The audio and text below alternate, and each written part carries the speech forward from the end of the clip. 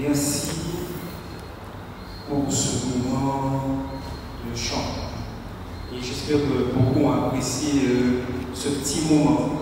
Parce qu'il est important que nous puissions aussi exprimer nos louanges à Dieu. Et si nous sommes au milieu de cette semaine, c'est pour pouvoir partager, rencontrer et pouvoir échanger l'un avec l'autre. En tout cas, j'espère que vous êtes heureux d'être ici ce soir. En tout cas, moi je le suis.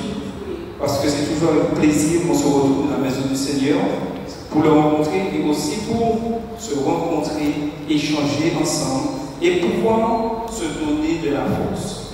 Le titre de l'invitation de ce soir a pour titre une mission toujours actuelle. Et Georges nous a lu Apocalypse 14, verset 6, où il nous est appelé à partager cet évangile. Il est bon que l'Église puisse prendre le temps de se rassembler. Pas se rassembler pour un simple programme ou un moment de détente, mais pour répondre à l'appel que Dieu a placé sur chaque personne qu'il a choisie, chaque disciple.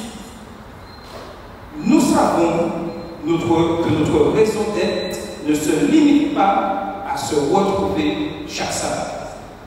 N'est-ce pas? C'est vrai que le sabbat, c'est là où il y a le plus de monde.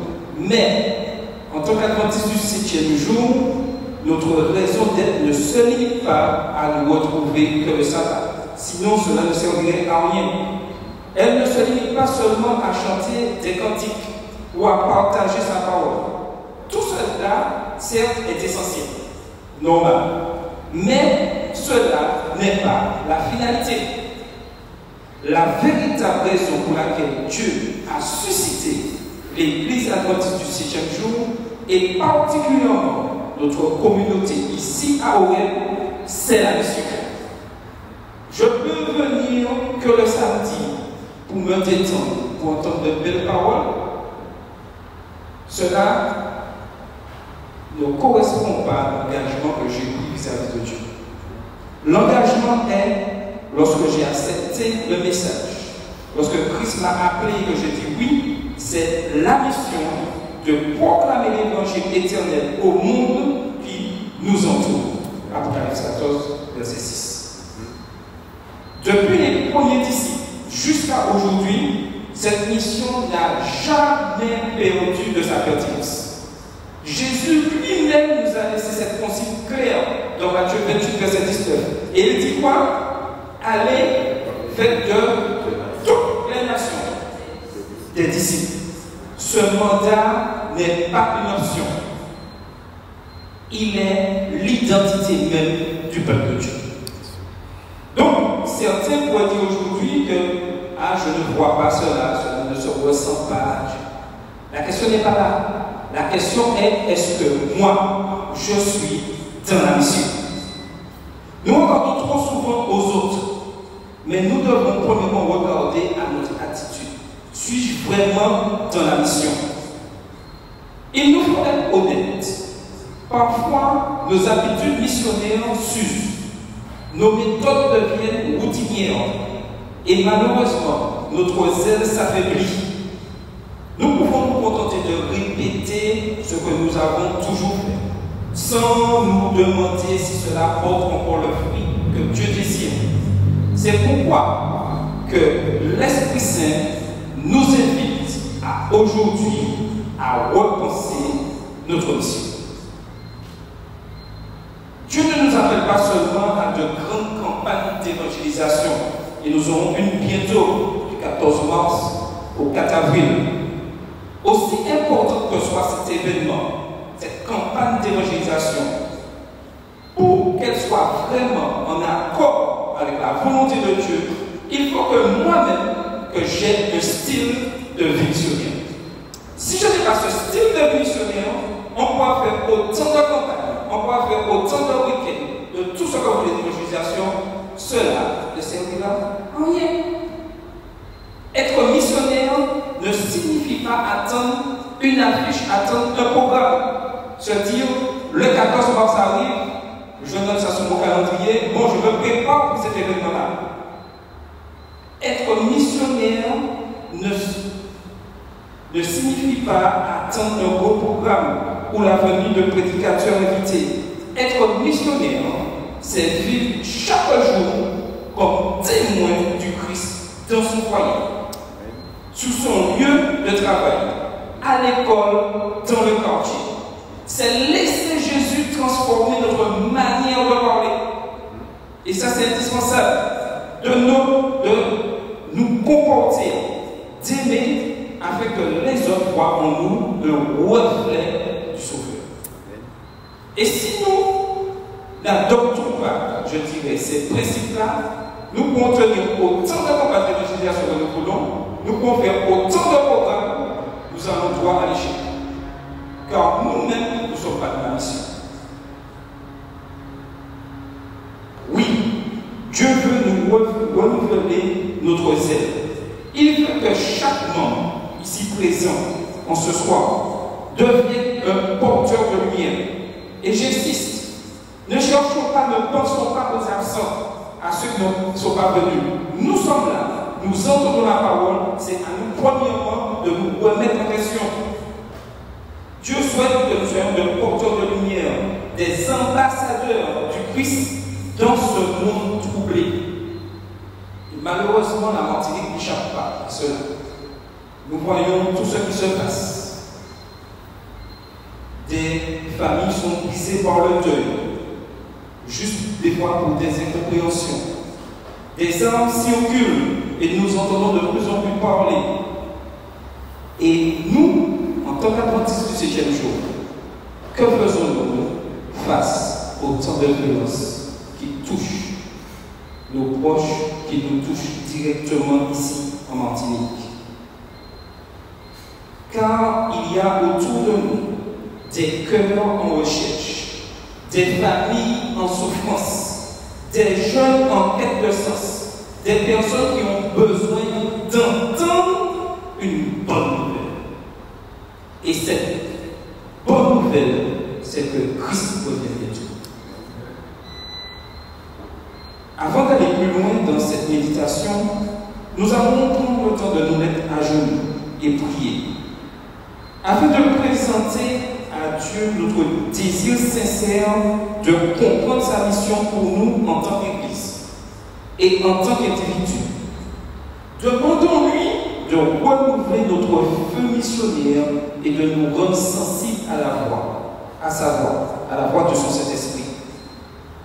Et comme vous le voyez à l'écran, il y a 3 thèmes que j'ai retenus. Remercier Dieu pour l'appel missionnaire donné à l'Église adventiste. Demander à l'Esprit Saint d'ouvrir nos yeux sur les besoins spirituels de la Martinique. Prier pour que notre Église retrouve le feu de la mission première. Nous allons prier de manière individuelle sur ces sujets et nous mettre pleinement en question afin de pouvoir remplir la mission que Dieu nous souhaite. Prions individuellement. L'évangélisation, c'est un mandat divin. Ce n'est pas une option. Lorsque nous avons accepté, et personne ne nous a forcé de passer par les eaux du baptême, nous avons accepté ce mandat divin. C'est un ordre clair de Jésus-Christ.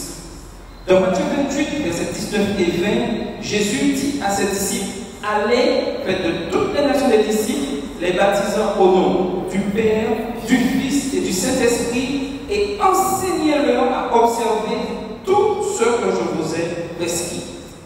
Remarquons bien, Jésus n'a pas dit si vous avez du temps, ni si vous vous sentez capable d'accomplir la mission. Il n'a pas dit ça. Il a dit allez. C'est un ordre. Et lorsqu'on accepte cette mission, on remet tout entre les mains de Jésus-Christ et on y va. C'est un impératif, une mission confiée à chaque croyant. L'évangélisation n'est donc pas une activité secondaire ou facultative de l'Église. Ce n'est pas quelque chose qui vient en plus de ce qu'on pourrait proposer comme programme. Non, c'est le centre même de l'Église. Elle constitue le cœur même de notre identité. Et si aujourd'hui, au niveau de l'Église adventiste du 7e jour, nous avons tant, je dirais, de courants qui remettent en doute l'identité même de cette Église, c'est du fait que nous avons mis de côté l'évangélisation dans la majorité de nos programmes. Et c'est là notre problème. Car le cœur même de notre identité, c'est l'évangélisation en tant que disciple du Christ. Quand nous pensons à ce mandat, il ne s'adresse pas seulement aux pasteurs, aux anciens, aux évangélistes officiels. Non, il s'adresse à tous ceux qui portent le nom de Jésus. Et je suis persuadé que ce soir, nous tous, nous portons le nom de Jésus. Si je suis disciple, je suis missionnaire. Si je connais Christ, j'ai le devoir de le faire connaître. J'aime bien inverser les questions. Est-ce que ça veut dire, si je ne suis pas dans la mission, ça veut dire que je ne connais pas Christ? Qu'en pensez-vous? J'aime bien inverser les questions. Vous dites, c'est je ne le connais pas bien. Si je ne le connais pas bien, c'est que je ne le connais pas. Donc, c'est bien de se poser cette question-là pour nous interpeller. Lorsqu'on va dans l'Église primitive, dans Acte 2, verset 47, nous lisons ceci, que l'Église naissante louait Dieu et trouvait grâce auprès de tout le peuple, et le Seigneur ajoutait chaque jour à l'Église ceux qui étaient sauvés. Que voyons-nous ici? L'évangélisation n'était pas seulement une série de campagnes ou d'événements, mais un style de vie. Les croyants partageaient leur foi de manière naturelle à travers leur quotidien, leurs relations, leur manière de vivre. Le témoignage de leur communauté attirait les cœurs et Dieu agissait puissamment pour ajouter de nouveaux croyants. Autrement dit, l'évangélisation n'était pas une activité programmée une fois par an, mais une respiration quotidienne. L'Église primitive était missionnaire dans son essence. Et j'ajouterai quelque chose d'important. Lorsque nous sommes dans l'esprit d'évangélisation, à aucun moment, je peux dire que personne ne m'appelle, personne ne me téléphone, personne ne vient me visiter. Pourquoi? Parce que je suis dans l'évangélisation, je suis en mouvement. Je n'attends pas qu'on vienne pour me soulager moi. Non, je suis dans la mission afin que les autres soient soulagés. Et si nous sommes tous dans cette direction, automatiquement, nous serons tous visités. Est-ce que vous voyez le paradoxe? Il est bon que nous puissions appliquer aujourd'hui ces choses au sein de notre communauté. Appliquons cela à notre réalité ici à Oré. Dieu ne nous appelle pas simplement à organiser quelques campagnes évangéliques de temps en temps. Ces campagnes sont utiles et bénies, oui, mais elles ne suffisent pas. Nous devons comprendre que l'évangélisation n'est pas un programme d'église, mais la vie de l'église. Et c'est là la différence. Chaque membre est appelé à vivre en mission chaque jour. Nos foyers doivent devenir des petites lumières dans le monde. Et je vais vous donner une petite astuce.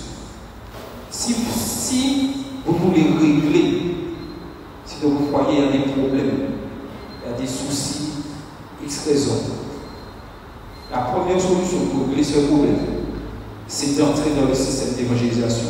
Et vous verrez que vos problèmes vont se résoudre. Parce que c'est Dieu qui dirige. Et Dieu, lorsqu'il nous prend mission, il a plané tous les problèmes pour que ça ne soit plus ça. Aujourd'hui, nous laissons plus de problèmes prendre le dessus sur l'évangélisation. Alors que si nous étions pleinement embarqués dans l'évangélisation, je ne dis pas qu'il y aura de problème, mais les problèmes seront plus facilement surmontés parce que nous savons dans quelle direction nous allons. Et ça, c'est très important. Nos conversations, nos attitudes au travail, notre comportement dans la société doivent refléter Christ. Chaque rencontre quotidienne est une occasion d'annoncer Jésus, parfois sans mots, mais toujours avec amour et authenticité. Voilà pourquoi nous ne pouvons pas nous contenter de programmes ponctuels. La mission doit devenir notre style de vie.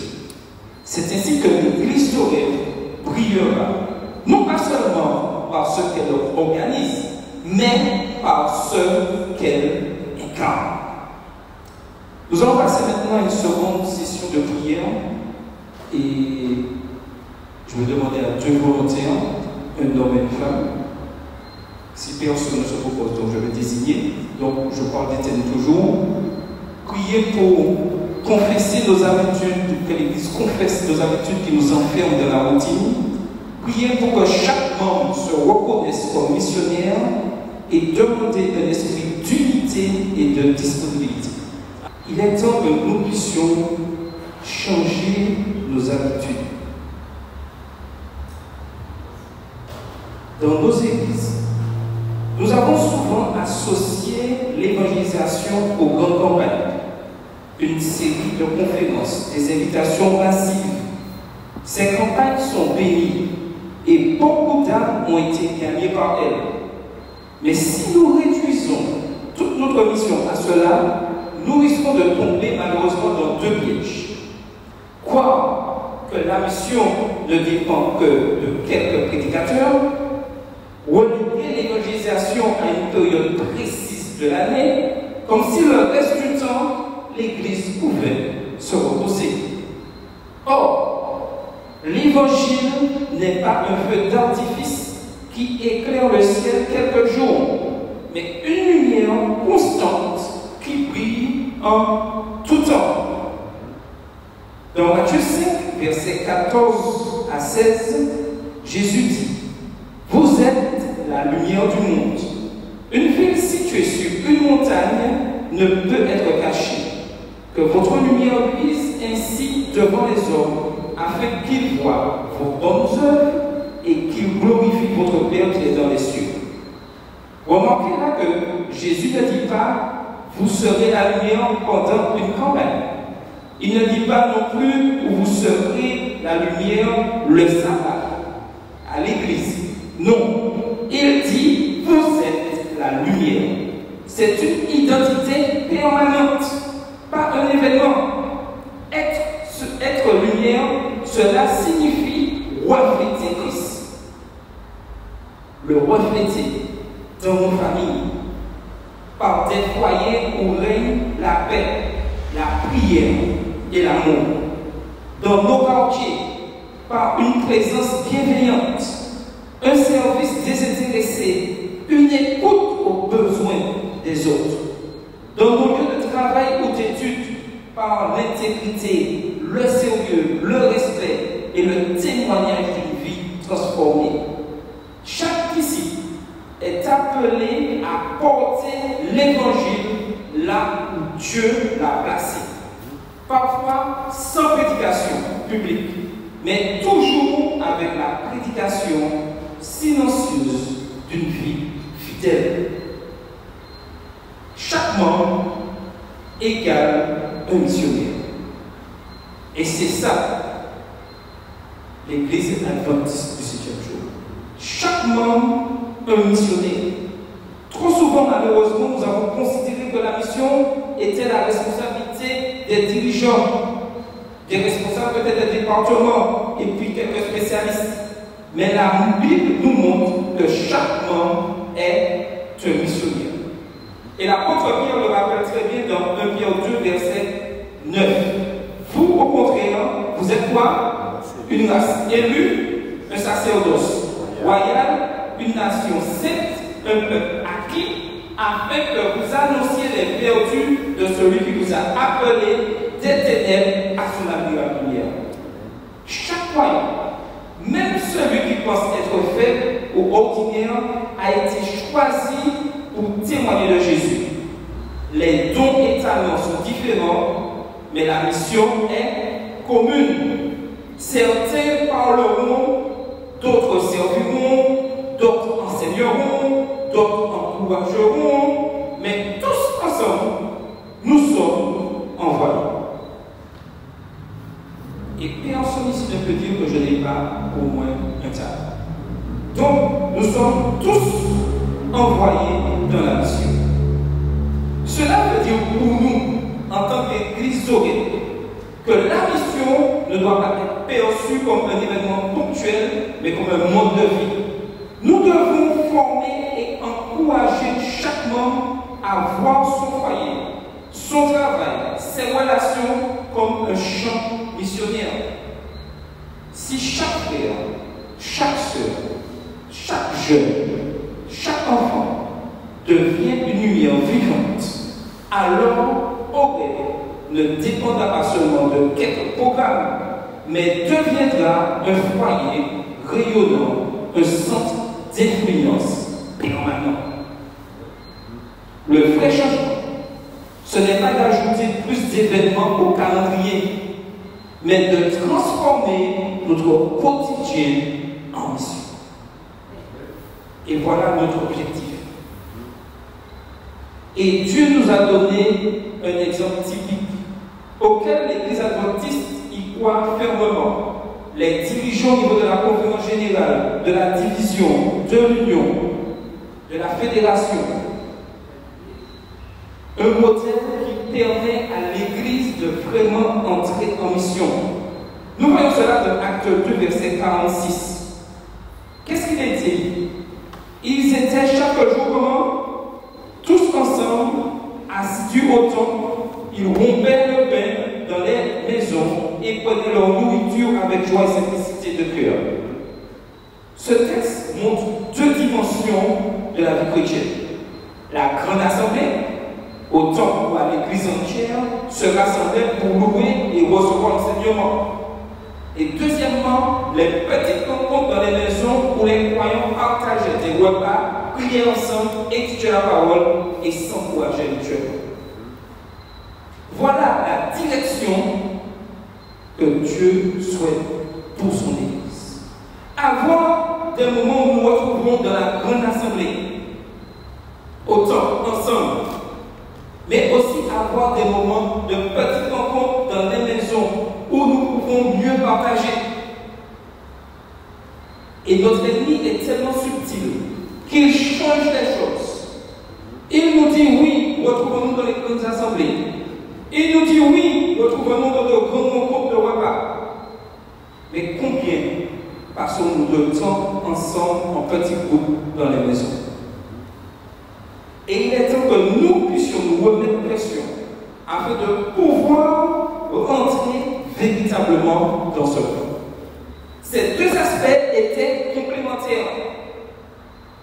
La force de l'Église ne résidait pas uniquement dans les grands rassemblements, et il en faut, mais aussi dans la chaleur des petits cercles fraternels. Et nous avons cet exemple au niveau même de l'école du sabbat, où nous avons des classes. Ce n'est pas pour rien. Remarquez lorsqu'on fait une classe unique, il y a un intervenant et tout le monde est là. Combien de personnes qui parlent? 2, 3. Et lorsqu'on est un petit groupe, combien qui parlent? Beaucoup plus parce que des fois ça fait. Vous voyez? En petit groupe, on arrive plus à s'exprimer. Mais il est bon qu'on se retrouve aussi en grand groupe pour pouvoir partager la parole. Les deux doivent aller ensemble. une manière pratique et biblique de vivre l'Église au quotidien. Ils permettent la proximité, permettent la fraternité, la formation, l'évangélisation relationnelle. Si nous voulons vraiment former des disciples, ce n'est pas en grande assemblée que nous y arriverons. Nous pouvons donner les grandes directives, mais c'est en petits groupes que nous pouvons, je dirais, faire comprendre la mission à chacun. Les premiers adventistes du 7e jour ont aussi utilisé ce modèle. Hélène White a souvent encouragé la formation des petits groupes comme étant le plan de Dieu pour fortifier l'Église et étendre son influence. Pour nous, aujourd'hui, à Corée, nous avons connu ces bons moments. Et Corée se rappelle de Colonia. Ça rappelle quelque chose que nous avons eu ces moments de groupe où beaucoup ont connu cette chaleur, ces échanges, formés. Personnellement, je peux dire que c'est dans ces petits groupes que j'ai appris beaucoup de choses sur la Bible, encore plus qu'à l'église, à connaître des membres, à pouvoir partager leur joie et leur peine, pouvoir prier et étudier la Bible ensemble. Les coloniales, c'était des groupes de jeunes qui partageaient des activités et qui partageaient leur échange au niveau des études. Si chaque membre doré s'implique dans un petit groupe, alors notre mission deviendra vivante, régulière et relationnelle. L'Église ne sera pas confinée au temps, et j'utilise volontairement le mot confinée au temps, mais se déploiera dans les maisons et dans le cœur. Frères et sœurs, ce soir, demandons à Dieu de nous aider à bâtir des relations vivantes à travers de petits groupes. Prions pour que chaque foyer devienne une lampe allumée et que nos quartiers soient touchés par l'amour de Dieu. Et nous allons prier 2 à 2 dans ce sens-là. Priez pour les petits groupes et la mission locale. Que Dieu suscite des foyers prêts à accueillir, car il en faut. Que chaque quartier devienne un champ missionnaire. Que les jeunes soient moteurs dans ce type d'évangélisation. Nous allons nous mettre à genoux et nous allons prier 2 à 2 dans ce sens. Il nous faut aujourd'hui une évangélisation adaptée au contexte martiniquais. La Martinique a une histoire spirituelle et culturelle riche, mais aussi complexe. Diversité religieuse, de nombreuses dénominations chrétiennes coexistent avec une forte empreinte catholique, mais aussi la présence d'églises évangéliques, de groupes charismatiques et des influences spirituelles plus traditionnelles. Cela crée à la fois une ouverture religieuse et parfois une méfiance envers tout nouveau message. Il existe aussi le scepticisme moderne. Beaucoup, surtout parmi les jeunes, se méfient de la religion organisée. Ils cherchent du sens, mais pas forcément dans les structures classiques. Défis sociaux y règnent, chômage, violence, isolement, addiction, famille en crise. Ces réalités touchent directement notre peuple et façonnent leur perception de l'Église. Ignorer ces réalités serait une erreur. Notre mission doit être contextualisée, c'est-à-dire adaptée aux vrais besoins et aux vraies questions de notre société. Pour toucher efficacement, l'évangélisation doit aller au-delà de la proclamation verbale et devenir visible et incarnée. Des actions sociales.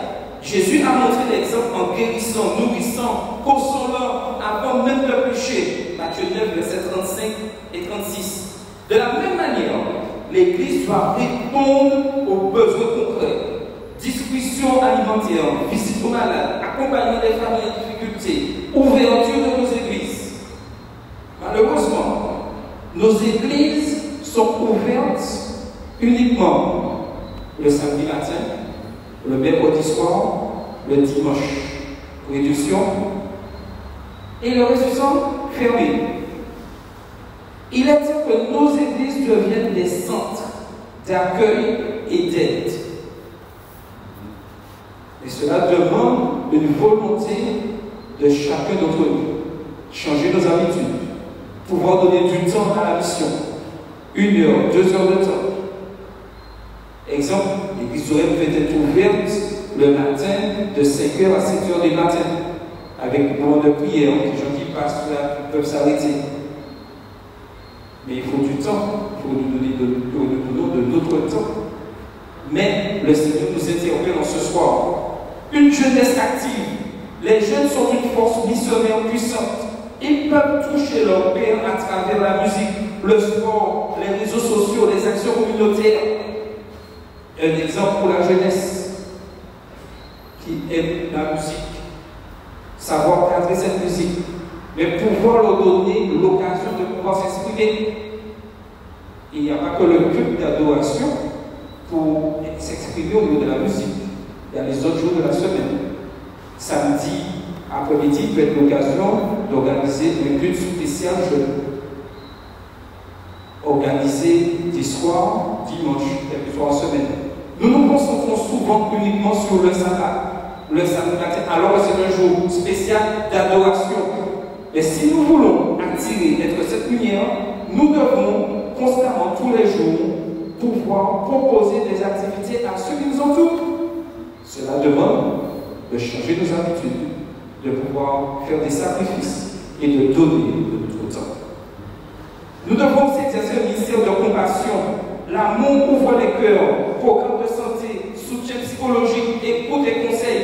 Tout cela manifeste la grâce de Dieu d'une manière tangible. Comme le dit Ellen White, le Christ passait plus de temps à soigner qu'à prêcher. Le sabbat reste le temps de prédication, le culte.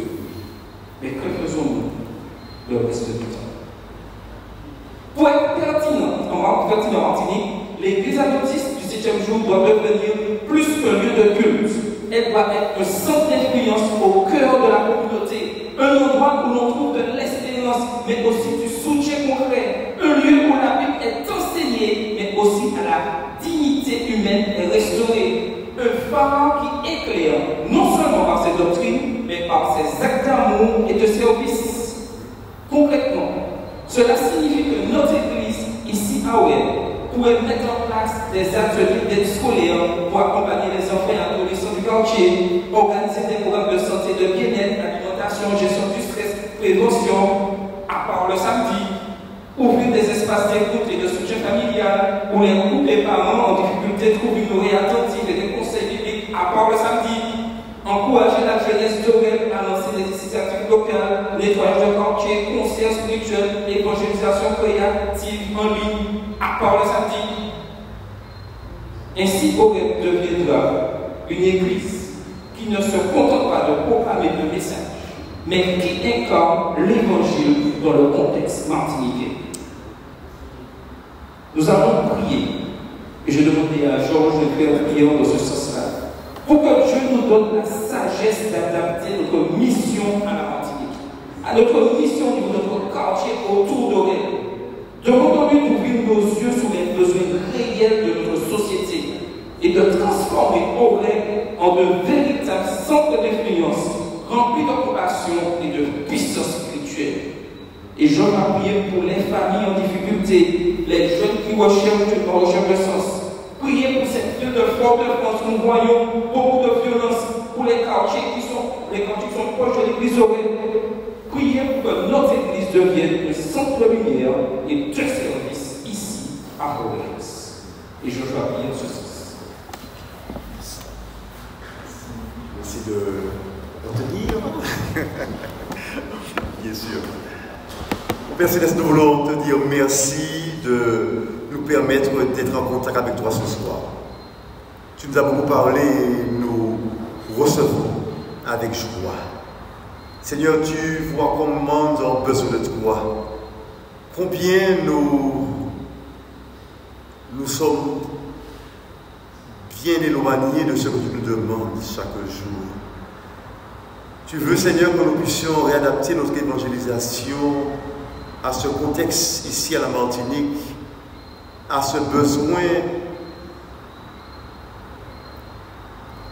qui est, Seigneur, de mieux te connaître. Souvent, nous ne savons pas comment faire, mais tu nous appelles, Seigneur, à nous laisser diriger par ton Saint-Esprit, être animés de cet amour du Christ qui nous presse à ne pas penser qu'à nous-mêmes, mais à ouvrir nos cœurs à ton Saint-Esprit et à pouvoir aller avec générosité, avec joie, avec amour, de telle sorte que ceux qui nous entourent puissent mieux te connaître. Une évangélisation, Seigneur, qui n'est pas tournée vers nous-mêmes, mais qui se tourne vers les autres.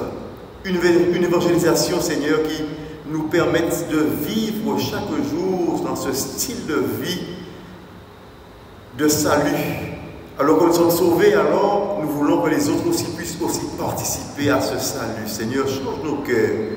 Brisons-nous, Seigneur, tout ce qui n'est pas de toi et transforme-nous afin que nous puissions nous laisser diriger par ton Saint-Esprit.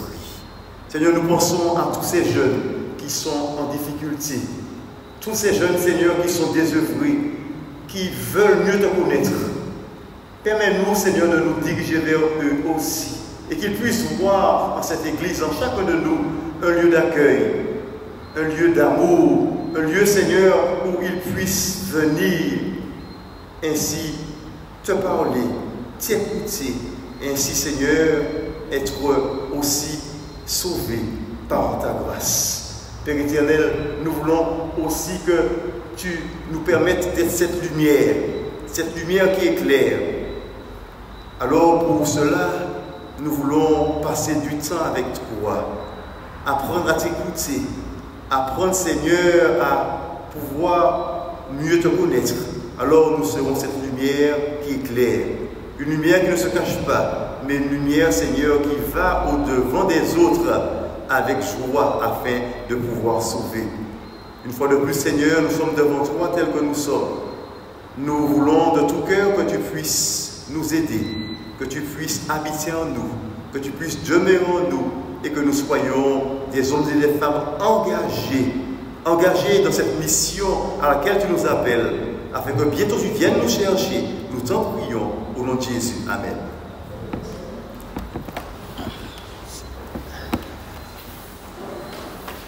Après tout ce que nous avons entendu, je conclurai en disant qu'un appel nous est lancé à la transformation. Dieu nous a rappelé en ce soir une vérité essentielle. La mission n'est pas une option, c'est notre raison d'être. Nous avons vu que Jésus nous a donné un mandat divin. La mission ne peut pas être réduite à de grands événements ponctuels, mais doit devenir un style de vie quotidien. L'exemple de l'Église primitive nous invite à développer des petits groupes vivants. Enfin, dans notre contexte ici en Martinique, à Fort-de-France, nous sommes appelés à une évangélisation adaptée. Une Église qui répond aux besoins concrets, qui sert avec compassion et qui devient un centre d'influence au cœur de sa communauté. Mais tout cela ne peut pas rester au niveau des cités. Dieu nous appelle à un changement profond de nos habitudes. Passer de l'événement à un style de vie missionnaire. Passer de l'Église comme bâtiment à l'Église comme famille missionnaire. Passer d'une mission portée par quelques-uns à une mission portée par chacun. Voilà l'appel de l'Esprit pour l'Église d'Orient aujourd'hui. Mais pour que cet appel soit effectif, il est important que nous, individuellement, nous répondons à cet appel personnellement. Et ma question en ce soir, pour moi en premier, pour chacun d'entre vous, est: suis-je prêt à changer mes habitudes pour accomplir la mission que Dieu me confie? Dieu n'attend pas de nous des talents extraordinaires, ni des ressources illimitées. Souvent nous disons: il n'y a pas d'argent, il n'y a pas rien, etc., il n'y a pas assez. Il attend seulement un cœur disponible, prêt à dire: Seigneur, me voici, envoie-moi. Si chacun d'entre nous fait ce pas, Augrès ne sera plus seulement une église qui se réunit, mais une église qui rayonne. Nos familles, nos quartiers, nos lieux de travail verront la différence et beaucoup seront attirés à Christ. L'appel est simple mais profond. Seigneur, je suis prêt à être ton témoin là où je vis. Dans ma famille, je choisis d'être lumière. Dans mon quartier, je choisis d'être une présence de paix. Dans mon travail, dans mon école, je choisis de refléter le caractère de Jésus. Dieu n'attend pas que nous soyons parfaits, mais que nous soyons disponibles. Il ne cherche pas des excuses, mais des cœurs qui disent « Oui Seigneur, utilise-moi ». Alors ce soir, veux-tu répondre à cet appel? Veux-tu dire à Dieu « Seigneur, je suis prêt à changer mes habitudes, je suis prêt à être ton témoin là où tu m'as placé ». J'invite tous ceux qui sont prêts à répondre à cet appel, à se lever. Et nous chanterons ensemble le numéro 278. Me voici devant ta face. Et je ferai une prière finale ce soir. Que tous ceux qui sont prêts à répondre à cet appel se lèvent et nous chanterons ensemble le numéro 278.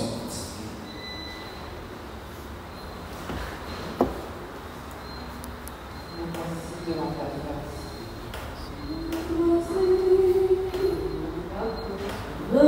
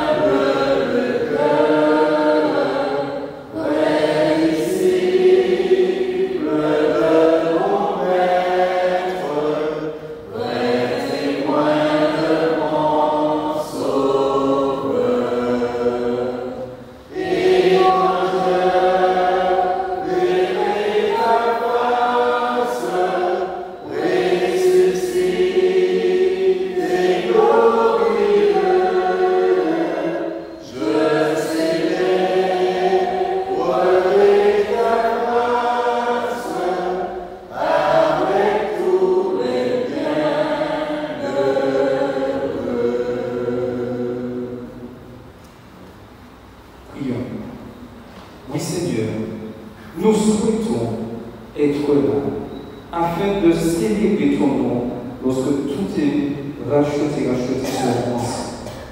Bénis-nous ce soir, que cet engagement que nous avons pris puisse devenir réalité et que nous nous laissions diriger par le Saint-Esprit.